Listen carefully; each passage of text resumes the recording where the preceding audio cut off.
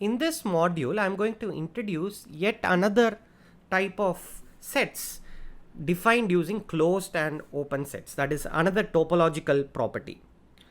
So the definition is as follows. Definition: a set S that is closed and such that every point is a limit point of S. Every point of S is a limit point of S is said to be a perfect set. Now, I would say that this is not the perfect choice of terminology. Mathematicians, if not anything, are never known for creative naming of things.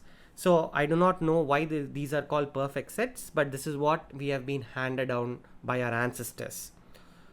Okay, so examples.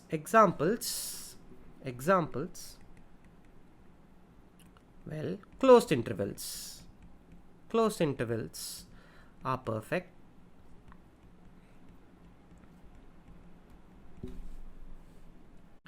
The whole of R itself is perfect.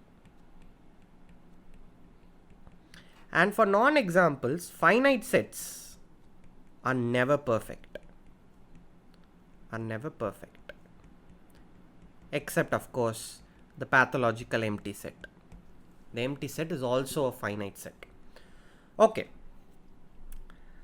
Now we are going to prove that a perfect set has always got to be uncountable. This is a nice theorem that illustrates a number of things that we have been using. Theorem: any non-empty perfect set is uncountable. Let's prove this. Suppose S were countable. Then list out the elements x1, x2, x3, so on. List out these elements. Okay, be a list of elements of S.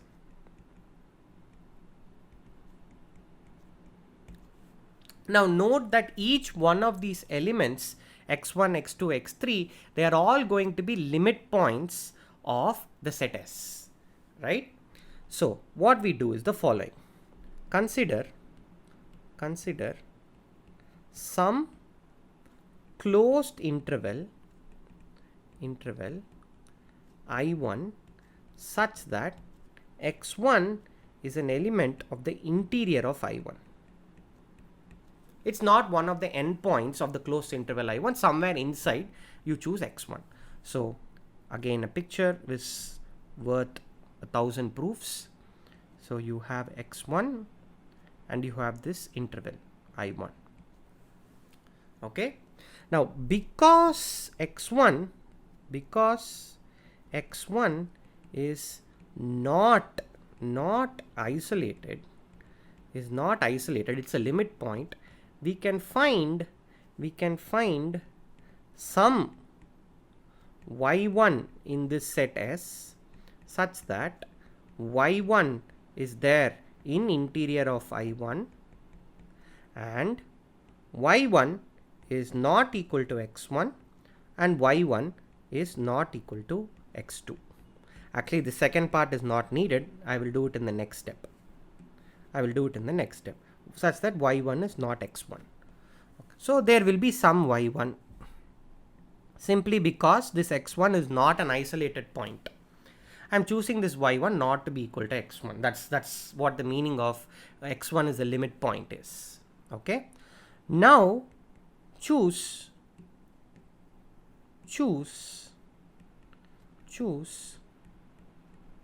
I2 such that I2 is fully contained in I1, X1 is not an element of I2, and Y1 is in the interior of I2.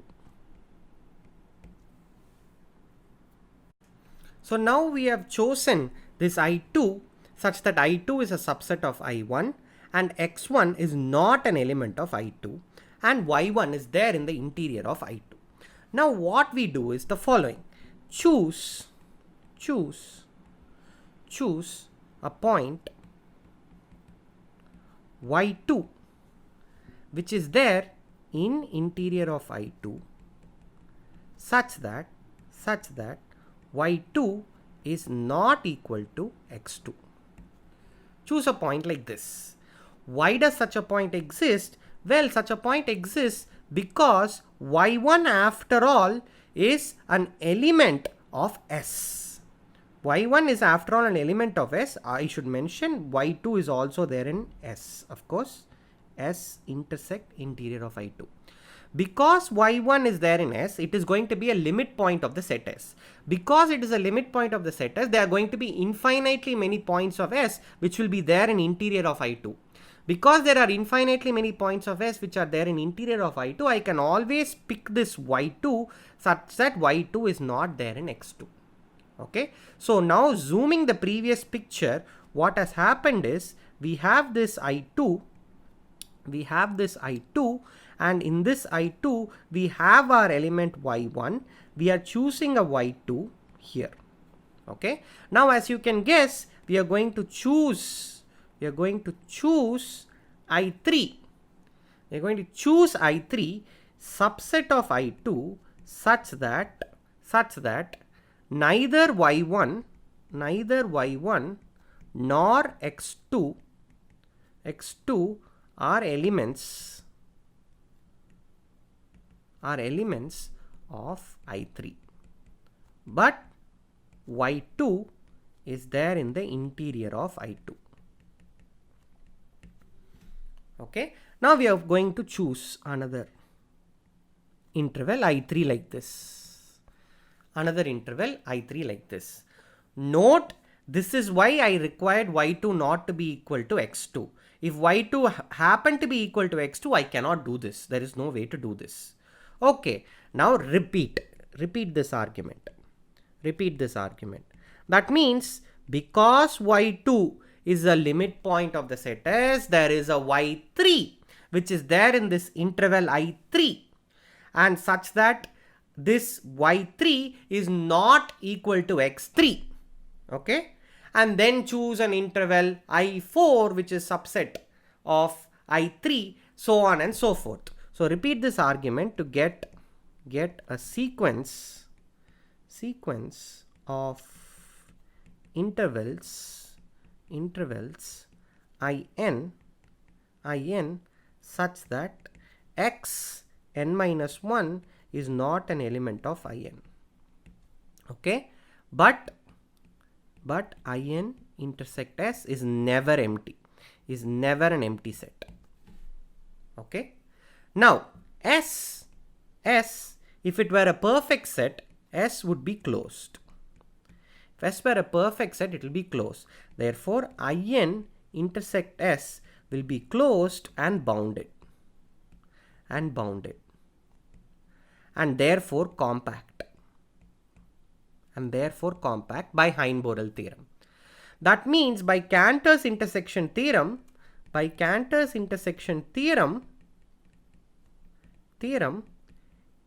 intersection of this in intersect S is not the empty set. Right? So there has to be some x in the above intersection.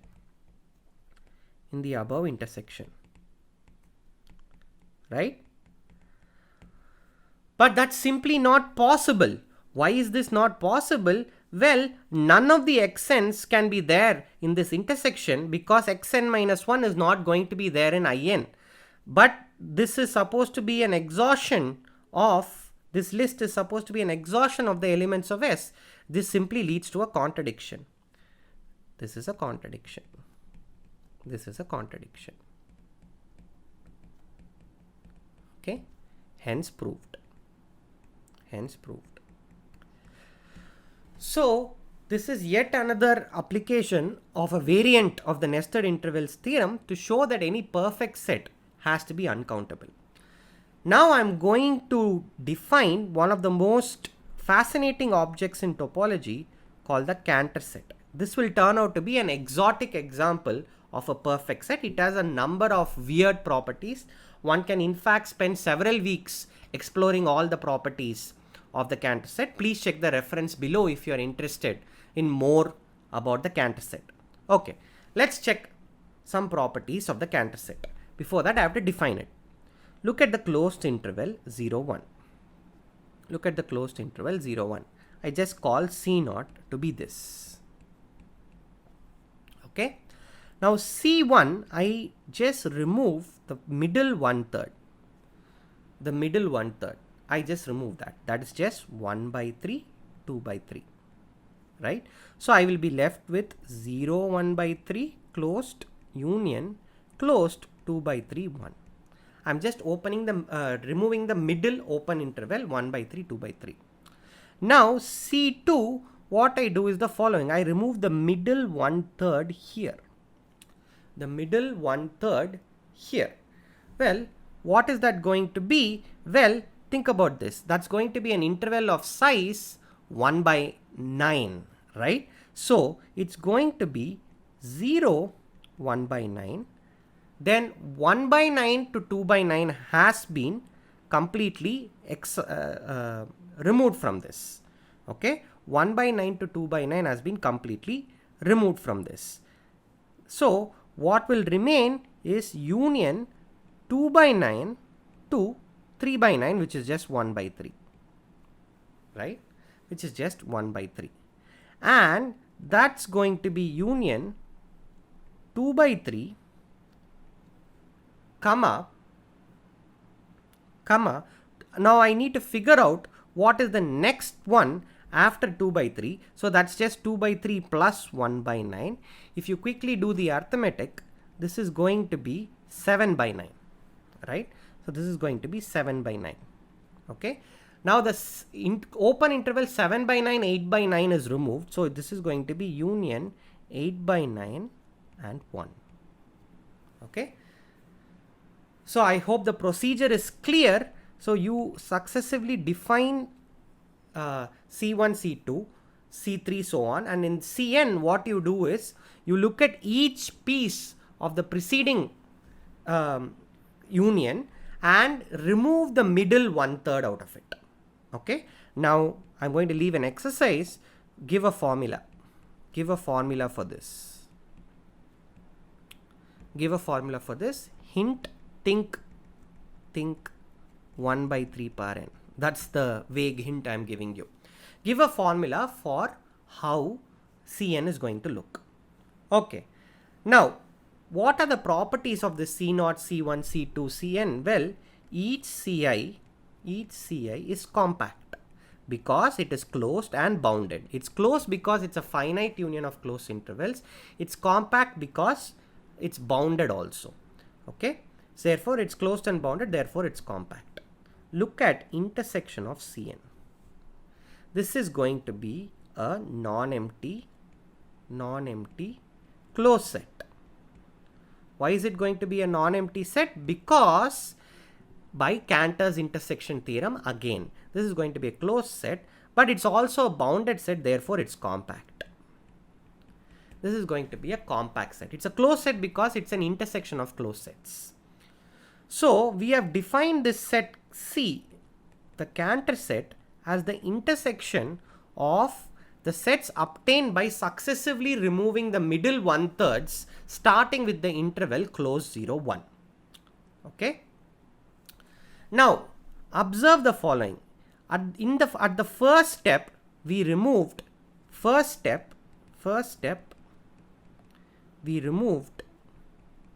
we removed 1/3 length interval, right? the middle 1/3, the interval length is 1 by 3. At the second step, we removed two 1 by 9 length interval. Okay. Consequently, we ended up with 4 intervals. Then we removed 1/3 of that, so 4 into 1 by 27 length interval. Okay.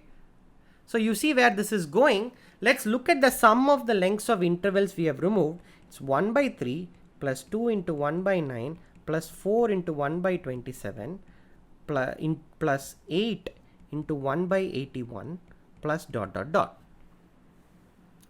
Okay. Now this is just a geometric series. The first term is 1 by 3, whereas the common ratio R is clearly 2 by 3. So A by 1 minus R, so it's 1 minus 2 by 3 in the denominator, and it's equal to 1. Okay. So what this means is the lengths of intervals that we have removed from the Cantor set sum up to 1. In some sense, we have removed the whole of the interval 0, 1, at least from this naive argument. But that's not the interesting thing. The more interesting thing, I'm not saying this is not interesting, sorry about that. This is interesting, but even more interesting is the fact that theorem, the Cantor set is perfect. The Cantor set is perfect. Whoa, this is fascinating. The Cantor set is perfect, which means that it's uncountable. So even though you seem to have removed the entire length 0, 1 length interval as the sum of this series shows, the Cantor set is nevertheless uncountable, because the previous theorem says perfect sets are uncountable. Okay, but before that, let's come back and think about this Cantor set in some more depth. I said the Cantor set is non-empty by using a very powerful theorem called the Cantor intersection theorem. But that's pretty stupid of me, because you can show that the Cantor set is non-empty without appealing to any fascinating theorem like this. Just look at 0 and 1. Just look at 0 and 1. They are definitely going to be there in the Cantor set. Why are they definitely going to be there in the Cantor set? Because think about it for a moment. The only way by which these endpoints 0 and 1 will not be there in the Cantor set is if they are removed at some point. But at each stage, we are only removing something from in between the Cantor set, right? Not in between the Cantor set, in between the intervals that we have. So these endpoints 0, 1 will never be removed, because at each stage, we are only going to remove something from the center. Nice, 0 and 1 are there in the Cantor set, but wait a second. Doesn't the same argument hold true for the point 1 by 3 and 2 by 3? Yes, it does. At each stage after C1, 1 by 3 and 2 by 3 are never going to be touched. All successive removals will be coming from within the interval. Therefore, 1 by 3 and 2 by 3 will remain unscathed and will be there in the Cantor set C as well. Okay, so will 1 by 9, 2 by 9, 7 by 9, so on, and 8 by 9. So first proof, for the proof of this, the endpoints of any Cn is an element of C. Okay, that's the first point I want to make in this proof. The endpoints are all present in the Cantor set. How does this help us prove what we want? We want to show that if X is in C, then there is a sequence Xn in C minus X such that Xn converges to X. Please recall that this is enough. This is enough to show that X is a limit point. Okay. Now, what do we do to produce this sequence xn? Well, let's go step by step. Let's look at this picture again. This point x has to be in C1, right? It has got to be in C1. It's either there in 0, 1 by 3 or it's there in 2 by 3, 1. There are only two possibilities for this. Okay. Now, if it happens to be in 0, 1 by 3, there are three possibilities. It's either 0 or it's 1 by 3 or it's somewhere in between. Those are the three possibilities. Okay. So without loss of generality, assume that x is an element of 0, 1 by 3. X is an element of 0, 1 by 3. If x is not 0, let x equal to x1 equal to 0. If x is not 1 by 3, let x equal to 1 by 3. Okay. So if it is one of the endpoints, choose the other endpoint. Okay. If x is in the middle, it really doesn't matter. The way I have written it, x1 is sort of ambiguously defined. X1 is sort of ambiguously defined if x1 is there in the middle, but it doesn't matter. Choose any one of the endpoints if x is actually somewhere in between 0, 1 by 3. Okay. So what we have done is we have produced a point x1 in closed interval 0, 1 by 3. In fact, we have produced a point x1 in C. In C such that x1 is not equal to x, right? Observe that mod x minus x1 is less than 1 by 3. In fact, to be 100% precise, I have tried less than or equal to. It can happen that it's one of the endpoints and the choice of x1 is therefore is the other endpoint. Okay, excellent. Now, how do you choose x2? Well, do the same thing. Do the same thing for 0, 1 by 3, right? What do I mean by that? Look at 0, 1 by 3. Look at 0, 1 by 3. You're removing the middle 1/3. So this is going to be 2 by 9 and sorry, this is not 2 by 9. This is 1 by 9. This is 1 by 9 and this is 2 by 9, right? X has got to be either here or here. Okay. X has got to be either here or here depending on where x is. Choose x2 to be an endpoint not equal to x. Okay. So if x was actually somewhere here, you could have chosen this 1 by 9 as the choice of x2. Okay. It is clear that mod x minus x2 is less than or equal to 1 by 9. In this way, we can produce a sequence xn in C. All are actually not, and they're actually all endpoints.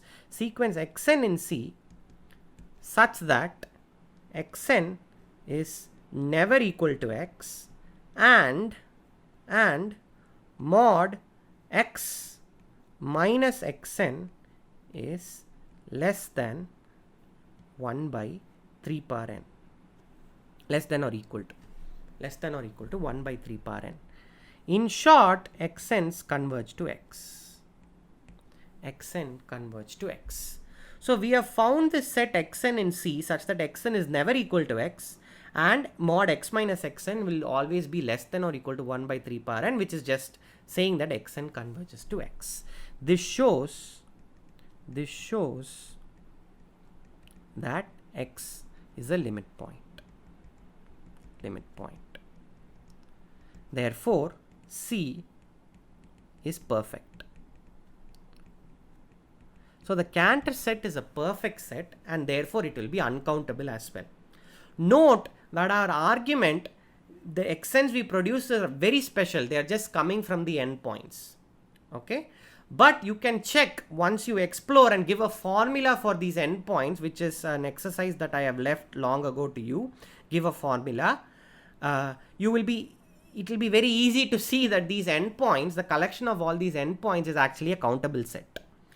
Okay. So there are points in the Cantor set other than these endpoints. You might think that there are only these endpoints, but that's not true. There are points other than these endpoints. Let me just end with one more exotic property of the Cantor set. This is rather easy to see because the way it is defined itself will give this theorem. Oh, I'm hesitant to call this a theorem. Let me just call it proposition. Proposition. The Cantor set has no interior point. Has no interior point. Well, the proof of this is very easy. Proof. Suppose it had an interior point. That means some open interval AB is going to be a subset of the Cantor set. That's the only way by which the Cantor set can have an interior point.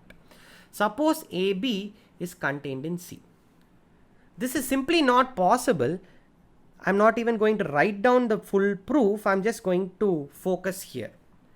Notice that at each stage in the construction of the Cantor set, the longest interval will be, or not the longest interval, each interval will be of length 1 by 3 power n. Okay. No interval of length greater than 1 by 3 power n can be contained in Cn. Okay. So let's write that. No interval of length greater than 1 by 3 power n is a subset of Cn. So since 1 by 3 power n obviously converges to 0, 1 by 3 power n is less than b minus a for sufficiently large n.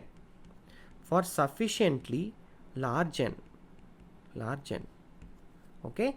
Then AB cannot be a subset of Cn. This is a contradiction. Actually, this is not a contradiction. This is a contradiction. I have assumed that I could have rewritten this proof as a direct proof by saying that no interval AB will be a subset of Cn. Therefore, no interval AB will be a subset of C. But anyway, since I have started with suppose AB is a subset of C, I will end with this is a contradiction. Hence, Cantor set C has no interior point.